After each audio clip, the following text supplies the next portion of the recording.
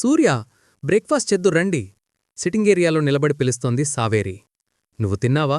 Bedroom నుండి బయటకొస్తూ అడుగుతాడు రణధీర్. లేదు, ఇద్దరికీ తీసుకొచ్చాను. రూమ్ డోర్ క్లోజ్ చేసేసి సావేరి చేతిలో ప్లేట్ పక్కన పెట్టి ఓణీ లోపల నుండి నడుం పట్టుకుని ఆమెని తన మీడికి లాక్కుంటాడు రాణా. ముందు బ్రేక్ఫాస్ట్ చేయండి. అతని వేళ్లు తన నడుమ్మీద చేస్తున్న శృతులకు కుదురుగా ఉండలేక అటూలిటూ తిరగడం మొదలెడుతుంది సావి. ముందు నిన్ను టేస్ట్ చేయనివ్వు. ఇంత అందంగా ఉన్నావెంటసలు. గట్టిగా తనకేసి ఆమెని అదుముకుంటాడు. అతని చేతుల్లో నలుగుతున్న నడుము, అతని ఛాతికి ఒత్తుకొని అణిగిపోతున్న యద, సావేరి ఒళ్లంతా తీయని నొప్పిని కలిగిస్తుంటే తమకంగా అతన్ని చుట్టుకుపోతుంది సావి. సావి మత్తుగా పిలుస్తూ ఒకేసారి మెడమీద కొరికి నడుముని గట్టిగా ప్రెస్ చేస్తాడు రణధీర్. సూర్య అతని చేష్టలకి తట్టుకోలేక కౌగిలి కొంచెం వదులు చేసి అతని మొహాన్ని తన చేతుల్లోకి తెచ్చుకొని ఇరువురి పెదవులకి ప్రేమబంధనాలు వేస్తుంది సావేరి. ఆమెకి ఊపిరి భారమైన వేళ తన ఊపిరిని అందిస్తూ మెల్లిగా సావేరిని కౌచ్లోకి చేర్చి ఆమె మీదికి వాలిపోతాడు రణధీర్. సావేరి కళ్లనుండి వచ్చిన నీటి చెమ్మ రణధీర్ చేతులకి తగిలిన వేళ ఇద్దరి పెదవులు విడదీసి ఏమైంద్రా అంటూ కంగారుగా అడుగుతాడు. సంతోషం ఎక్కువైంది సూర్య, ఇంకేం లేదు. నిజంగా అంటేనా? హా, అదే రాజావారు. సావేరి గుండెల మీదున్న రాణిహారాన్ని పక్కకి తప్పించి తన తలపెట్టుకొని పడుకుంటాడు రణధీర్. మెల్లిగా అతని జుట్టుని నిమురుతూ ఆ క్షణాలని భద్రంగా తనలో దాచేసుకుంటుంది సావేరి. బ్రేక్ఫాస్ట్ చేసి ఆఫీస్కు వెళ్దాం సావి. ఆమె గుండెల మీద నుండి లేటి కూర్చుంటూ టేబుల్ మీదున్న ప్లేట్ అందుకుంటాడు. అతనికి తినిపిస్తూ తనూ తినడం ముగించి డ్రెస్ చేంజ్ చేసుకొనొస్తాను సూర్య అంటూ వెళ్తుంటే నీ బెడ్ మీద డ్రెస్ ఉంది, అదే వేసుకోన్రా అంటూ చెప్పి పంపిస్తాడు. రూమ్ డోర్ లాక్ చేసుకుని బెడ్ మీదున్న క్లోత్ బ్యాగ్ ఓపెన్ చేసి డ్రెస్ బయటికి తీస్తుంది Saveri. Light peach colour long length Anarkali. దాన్ని చూడటంతోనే సావేరి కళ్ళు పెద్దవై ఇంత కాస్ట్లీ డ్రెస్ నాకా? గిర్రుమని తిరగడం మొదలవుతాయి. ఖచ్చితంగా 25,000కి తక్కువ ఉండదు. ఆ 25కి ఇంకో 3 పాతికలు కలుపుకోసావి. ఈ ట్యాగ్ చూస్తేనే ఎంత పెద్ద బ్రాండ్నో తీరుస్తోంది. మిక్స్డ్ ఫీలింగ్తోనే లంగా ఓణి నుండి అనార్కలీలోకి మారిపోయి ఆ డ్రెస్కి తగ్గ అలంకరణతో బయటకు వచ్చి రణధీర్ రూమ్ డోర్ నాక్ చేస్తుంది సావేరి. అతను కూడా కుర్తా పైజామా నుండి సెమీ సూట్లోకి మారడంతో వెళ్దాం స్వీటీ అంటూ హాల్లోకి వచ్చేసరికి నేను కూడా ఆఫీస్కొస్తాను, బోర్ కొడుతుందంటూ జాయిన్ అవుతాడు రుద్ర. భానుమతిగారికి ప్రతాప్గారికి చెప్పి ఆఫీస్కి స్టార్ట్ అవుతూ వసుంధరాగారిని జాగ్రత్తగా చూసుకోమని విశారద కాళీగార్లని వాచ్ చేస్తూ ఉండమని నాయక్కి చెప్పి కార్ స్టార్ట్ చేస్తాడు రణధీర్. బావా నేను కూడా వస్తా ఉండంటూ లాస్ట్ మూమెంట్లో వచ్చి బ్యాక్ సీట్లో సావేరి పక్కన సెటిల్ అవుతాడు అభి. మీ ఇద్దరూ తనకి తోకలా విసుక్కుంటూనే డ్రైవింగ్ చేస్తుంటాడు రాణా. నేనైతే బావలకి తోకని, నీ తమ్ముడు గురించి నాకు తెలీదు. నేనైతే నీ బాబు తోక కత్తిరించేవాణ్ణిరా విసుగ్గా చెప్పి సావేరితో మాటల్లో పడతాడు రుద్ర. అభీతో రుద్రతో మాట్లాడుతున్న కళ్ళు మాత్రం ఫ్రంట్ మిర్రర్ నుండి రణధీర్నే చూస్తుంటే అతనికోసం అందమైన నవ్వుని పెదవుల మీద నిలుపుతుంది సావేరి. 10 రోజుల తర్వాత ఆఫీస్కి వచ్చిన బాస్ని చూసి స్టాఫ్ మొత్తం స్టిఫ్గా నిలబడ్డంతో అందరివైపు ఓసారి చూసి చలపతిగారు అంటూ పిలుస్తాడు రణధీర్. వస్తున్నా సార్ అని వినయంగా వచ్చి ఎదురుగా నిలబడతాడు చలపతి. నేను చెప్పింది అయిపోయింది బాబూ రాణాకి చెప్పి స్టాఫ్ వైపు ఆయన చూడ్డంతో అందరూ క్రమశిక్షణ కలిగిన పిల్లల్లా ఫీమేల్ స్టాఫ్ ఓవైపు, మేల్ స్టాఫ్ ఓవైపు వస్తూ సావేరిని విష్ చేసి తమ చేతుల్లో ఉన్న వైట్ రోసెస్ ఇవ్వడం స్టార్ట్ చేస్తారు. సూర్య ఏంటింది? పువ్వులతో నిండిపోతున్న తన చేతుల్ని చూసుకుంటూ అయోమయంగా అడుగుతుంది సావి. ఇన్ని ఇయర్స్ నీ బర్త్డే ఎలా జరుపుకున్నావో నాకు తెలీదు స్వీటీ. ఈ బర్త్డే నుండి ప్రతి బర్త్డే మాత్రం మహల్ వారసురాలిగా మాత్రమే జరుపుకుంటావు. కేవలం బామ్మతో మాత్రమే ఎంతో సింపుల్గా 1000 రూపాయల కేక్ చాక్లెట్స్తో ఇన్నేళ్లు జరిగిన పుట్టినరోజెక్కడా? ఖరీదైన గిఫ్ట్స్ మొదలుకొని ఇన్ని 100 మంది విషెస్ మధ్య పుట్టినరోజు జరుపుకోవడం ఎక్కడా? నిజంగానే తను మహారాణి అన్న ఫీలింగ్ కలుగుతుంటే తన్ని విష్ చేస్తున్న వాళ్లవైపు హ్యాపీ టీయర్స్తో చూస్తుంది సావేరి. 300 మంది స్టాఫ్, 300 రోసెస్ తన కౌగిలిలో నిండిపోవడంతో వాటిని టేబుల్ మీద పెట్టేసరికి ఇంకోసారి కేక్ కటింగ్ కోసం కేక్ వచ్చి కళ్ల ముందు ప్రత్యక్షమవుతుంది ఆమెకి. సావేరి ఇంకోసారి కేక్ కట్ చేశాక స్టాఫ్ మొత్తానికి 2 మంత్స్ బోనస్తో పాటుగా గిఫ్ట్ ప్యాక్ ఆఫర్ చేసి ఓ నిమిషం సైలెంట్గా నిలబడతాడు Ranadheer. Dear friends, most important one. ఇప్పటివరకు మీ కొలీగ్గా ఉన్న సావేరి త్వరలో సావేరి రణధీర్గా మారబోతోంది. ఇంకో ఇంపార్టెంట్ థింగ్ ఏంటంటే సావేరి నా మరదాలు కూడా. అందరిలో కలకలం రేగడంతో వాళ్లని చూసి చిన్న స్మైలిచ్చి తన ఛాంబర్కి వెళ్ళిపోతాడు రణధీర్. ఇలా చేశారేంటన్నయ్యా? అందరూ తనవైపు వింతగా చూస్తుంటే ఇబ్బందిగా ఫీలవుతూ అభినే అడుగుతుంది సావేరి. త్వరలో అందరికీ తెలిసేదే కదరా. ఒక్కసారిగా మిస్సెస్ రాణా అయితే తట్టుకోవడం కష్టం. సో ఇప్పటినుంచి అలవాటు పడతారా అంటూ సావేరి భుజం చుట్టూ చెయ్యేసి సీఈఓ ఛాంబర్ వైపు అభి అడుగులేస్తుంటే hi babe, what's your name అంటూ ఓ అమ్మాయిని పలకరిస్తాడు రుద్ర. రుద్ర కటౌట్కి పడిపోతూ నూతన్ స్ అంటూ చెయ్యని ముందుకు పెడుతుంది. వావ్, సో స్వీట్ నేమ్ అంటూ ఆ చేతిని అందుకొని కిస్ చెయ్యబోయేసరికి రుద్ర కలర్ పట్టుకుని పక్కకి లాగేస్తుంది సావేరి. బేబీ, ఆ అమ్మాయి బావుందే పప్పీ ఫేస్తో చెప్తాడు. నువ్విలా పిచ్చిగా బిహేవ్ చేయడం మాత్రం బాగోలేదు. ఇది ఆఫీస్. రణధీర్ గారికి తమ్ముళ్లా డిగ్నిటీగా ఉండు. అంతగా తను నచ్చితే ఆఫ్టర్ ఆఫీస్ మీటవ్వు సీరియస్గా చెప్తుంది. సార్, ఈవినింగ్ 5కి ఆఫీస్ అవుట్సైడ్ మీట్ అవుదామా? మీ నెంబర్ ఇవ్వండి సార్ పళ్ళెక్కిస్తుంది నూతన్. నెంబర్ కావాలా? నోట్ చేసుకో అంటూ నెంబర్ చెప్పేసి రాణా రూంలోకి వెళ్ళిపోతాడు రుద్ర. రే, అది నా నెంబర్ కదరా? హలో మిస్, అది నా నెంబర్, ఆ సార్ నెంబర్ కాదు, సో డిలీట్ చేసేయ్ అంటూ స్ట్రిక్ట్గా చెప్పి అభి కూడా వెళ్ళిపోతాడు. తనవైపే చూస్తున్న నూతన్ చేయి పట్టుకుని, ఆ సార్ రణధీర్ సార్ తమ్ముడు, జోక్గా అన్నారు కాని సీరియస్గా తీసుకోకు, వెళ్ళి వర్క్ చూసుకో అని చెప్పి సావేరి కూడా రాణా ఛాంబర్లోకి నడుస్తుంది. నూతన్ నీరసంగా తన సిస్టమ్ వైపు వెళ్తే ఏ ఫ్లోర్ స్టాఫ్ ఆ ఫ్లోర్కి డిస్పాచ్ అమ్తారు విత్ గుసగుసలు.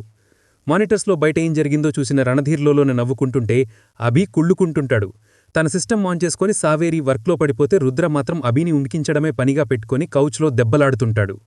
ఆఫ్టర్నూన్ టైంకి స్టాఫ్ అందరికీ టాప్ క్లాస్ రెస్టారెంట్ నుండి లంచ్ ఆర్డర్ చేసి వాళ్లతో తమని కూడా కలుపుతాడు రాణా. లంచ్ అయ్యాక వివిధ రకాల ఆశ్రమాల నుండి వచ్చిన ఇన్ఛార్జీలకి సావేరితో చెక్కిప్పించి త్వరలో డైరెక్ట్గా ఆశ్రమం దగ్గరికి వచ్చి అవసరమైనవి స్పాన్సర్ చేస్తామని మాటిస్తాడు. నాకోసం ఎంత ఖర్చు పెట్టారో తెలుసా మీకు? అభిరుద్ర బ్రాంచ్ హెడ్గా ఆ ఆఫీస్లో ఉన్న అభి ఛాంబర్కి వెళ్లడంతో రణధీర్ మీదికి పోతుంది సావేరి.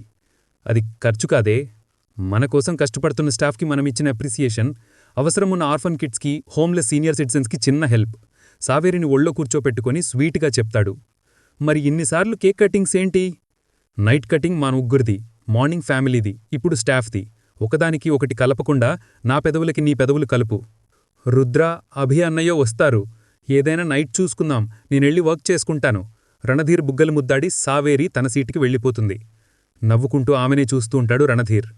కోటానుకోట్ల ఆస్తికి వారసురాలని తెలిసాక కూడా సింపుల్గానే ఉండాలనుకునే ఆమె వ్యక్తిత్వం, మీనబావ అని తెలిసాక కూడా పిలుపులో తగ్గని గౌరవం, తమ కింద పనిచేసేవాళ్లైనా పెద్దని నాయక్ ఆశీర్వాదం కోసం అంతమంది ముందు కాళ్లు పట్టుకోవడం, అపహాస్యం చెయ్యాలని చేసిన అత్తకి మెత్తని మాటలతో గట్టిగా సమాధానమివ్వడం, సావేరి నిమిషానికి తన హృదయంలో అందనంత ఎట్టుకు చేరుకుంటుంటే అలా చూస్తూనే ఆఫీస్ టైం వరకు గడిపేస్తాడు రణధీర్.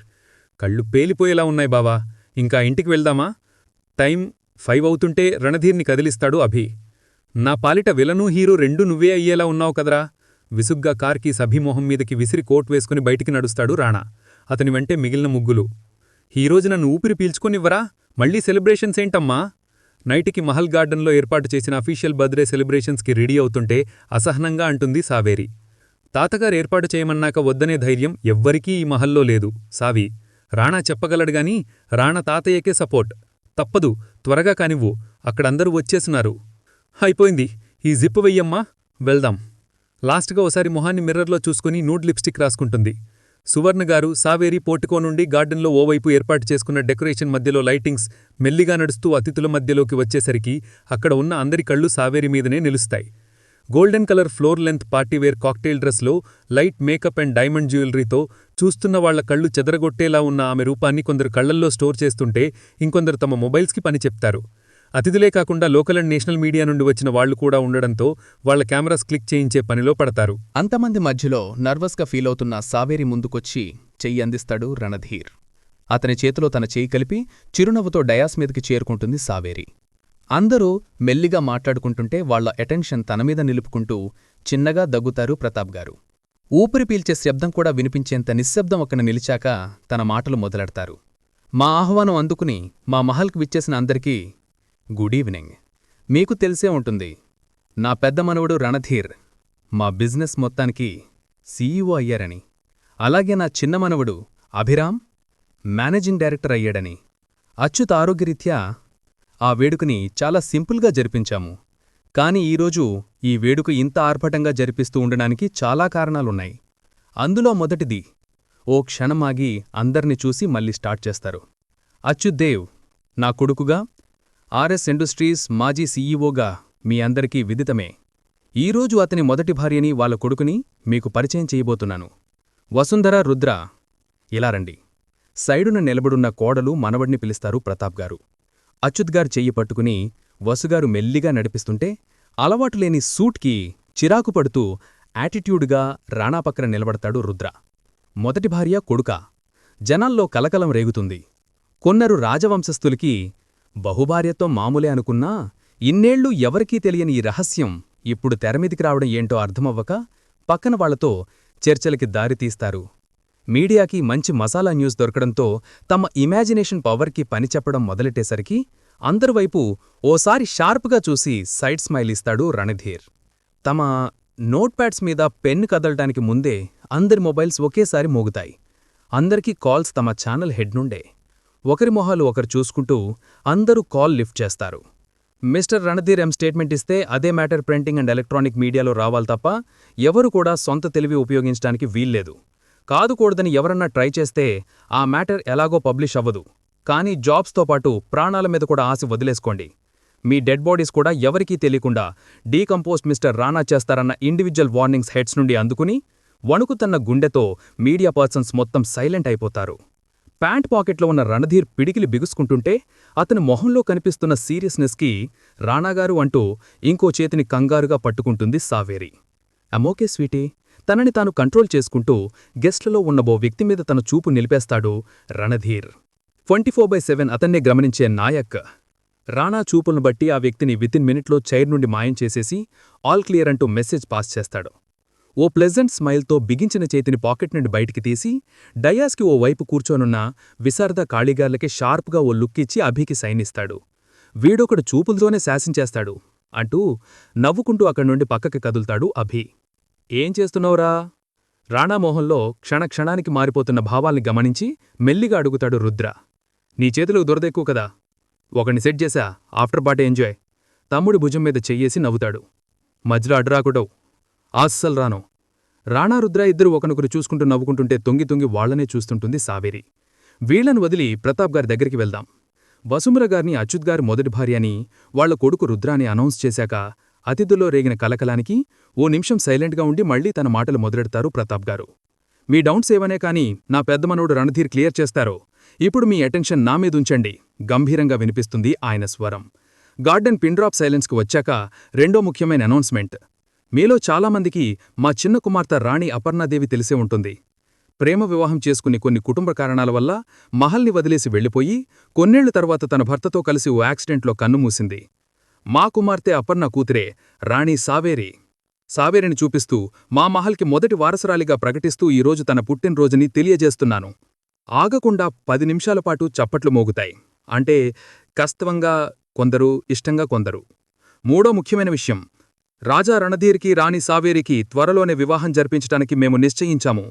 మీ అందరికీ ఆ వివాహ ఆహ్వానం కూడా త్వరలో అందుతుంది. మళ్లీ చప్పట్లు.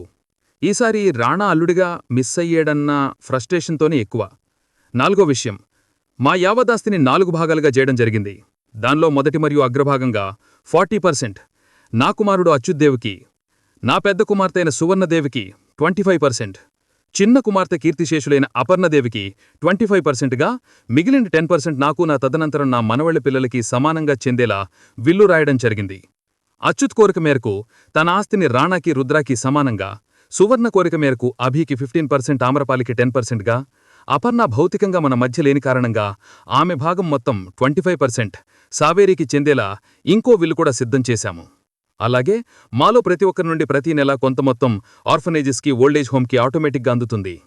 అందరికంటే ఎక్కువ పర్సెంటేజ్ ఉన్న సావేరి మహల్కి, మా బిజినెస్ అన్నిటికీ ఈ క్షణం నుండి ఎంపైర్గా బాధ్యతలు తీసుకుంటుందని సగౌరవంగా ప్రకటిస్తారు ప్రతాప్ గారు. ప్రతాప్ గారి మాటలకి సావేరి టెన్షన్తో వణికిపోతూ రణధీర్ చేతిని ఇంకా గట్టిగా చుట్టేసుకుని అతని వైపు ఇదంతా వద్దన్నట్టు చూస్తుంది. You have to accept it Savi, మృదువుగా చెప్తాడు రణధీర్. ప్లీజ్ సూర్య, ఇంత పెద్ద బాధ్యత, అంత ఆస్తి నాకొద్దు. నాకు కేవలం మీ అందరిలో ఒకదానిగా, మీ భార్యగా ఉండటం మాత్రమే కావాలి. ఆ 25% మీరే తీసుకోండి. మన పెళ్ళయ్యే వరకు, ఆ తర్వాత కొన్నాళ్ళు ఆస్తి నీ పేరు మీదే ఉండాలి. అలా చెయ్యమని తాతయ్య గారికి చెప్పిందే నేను. నా మాటకి నో చెప్పకు. ఏదన్నా ప్లాన్లో ఉండి ఇదంతా చేస్తున్నారా? టైం వచ్చినప్పుడు నీకే తెలుస్తుంది. అప్పటి వరకు దాని గురించి ఏమడగకు. సరే. అన్నయ్య, ఇదేంటి ఏకయ్యచ్చి మేకయ్య కూర్చుంది?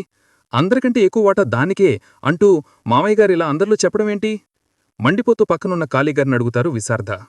25% అంటే ఎన్ని కోట్లో లెక్క పెడుతున్న ఆయనకి కడుపుతో పాటు గుండె కూడా మండుతుంటే చెల్లెల మాటలు పట్టించుకోక ఆయన ఊహ ప్రకారం 500 కోట్లకు వారసురాలైన సావేరి వైపు విషం కక్కుతూ చూసి అక్కడి నుండి వెళ్ళిపోతారు కాళీగారు.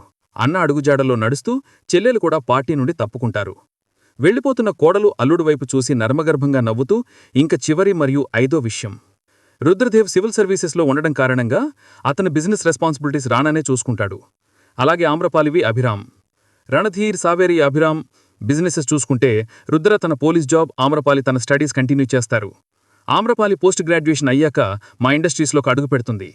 అన్ని విషయాలు అనౌన్స్ చేశాక let's enjoy our new queen birthday party. లాస్ట్లో మీడియాకి రణధీర్ ప్రెస్ నోట్ ఇస్తారు. గంభీరంగా డయాస్ దిగి మహల్లోకి నడుస్తారు ప్రతాప్ గారు. ఆయన వెంటే వసుంధర, అచ్యుత్, సువండి గారులు కూడా. హారిబుల్ సైక్లోన్ అడుగు దూరం నుండి పక్కకి వెళ్లిపోయిన ఫియర్ ఫేస్ చేస్తూ ఒక్కొక్కరిగా అందరూ ఫుట్ వైపు అడుగులేస్తారు. రాణా ఏం జరుగుతుంది? రణధీర్ని సావేరి నుండి పక్కకి లాగి సీరియస్గా అడుగుతాడు రుద్ర. ఇంకోసారి అతని సైన్ అందుకుని సావేరిని తన మాటలతో ఎంగేజ్ చేస్తాడు అభి. రే నిన్నడిగేది అసలేం జరుగుతుంది? ఇంత ఆస్తి తనది అంటే వాళ్ళిద్దరు కామ్గా ఉంటారనుకున్నావా? వాళ్ళిప్పుడే కాదు, ఎప్పటికీ కామ్గా ఉండరు రుద్ర. మనమే కామ్నెస్ నేర్పించాలి. ఇన్ని రోజులు సావేరిని ఒక మామూలు ఆడపిల్లగా భావించినందుకు, నా ముందే మురికివాడల్లో పెరిగిందన్నందుకు సావేరి అంటే ఏంటో వాళ్ళకి చూపిస్తున్నా. అన్ని కోట్ల ఆస్తి తన ప్రాణానికి ప్రమాదంగా మారుతుంది రాణా. ఆల్రెడీ మేరు గురించి ఏం తెలియకముందే తనని చంపాలని చూశారు. నిన్ను నన్ను దాటి తనని వాళ్ళు తాకుతారని నువ్వు అనుకుంటున్నావా? అది నా ప్రాణం రుద్ర. ప్రాణం పోయిన చిన్న గీత కూడా తన వంటి మీద పడనివ్వను. ఇది వదిలేసి డ్యూటీ మీద మైండ్ పెట్టు. అవును, రేపు మెదక్ వెళ్తే రిటర్న్ ఎప్పుడు? మేబీ మీ మ్యారేజ్కే వస్తాను. ఈలోపుగా కష్టం. అన్న మీద నమ్మకంతో ఆ టాపిక్ వదిలేస్తాడు. ఆమ్రాన్ని ఎక్కువ హర్ట్ చేయకు రుద్ర. తనకి ఎలా బిహేవ్ చేయాలో తెలియదేమో కానీ చెడ్డది మాత్రం కాదు. ఒంటరిగా ఓవైపు నిలబడి చీకట్లోకి చూస్తున్న ఆమ్రపాల్ని చూస్తూమంటాడు రణధీర్.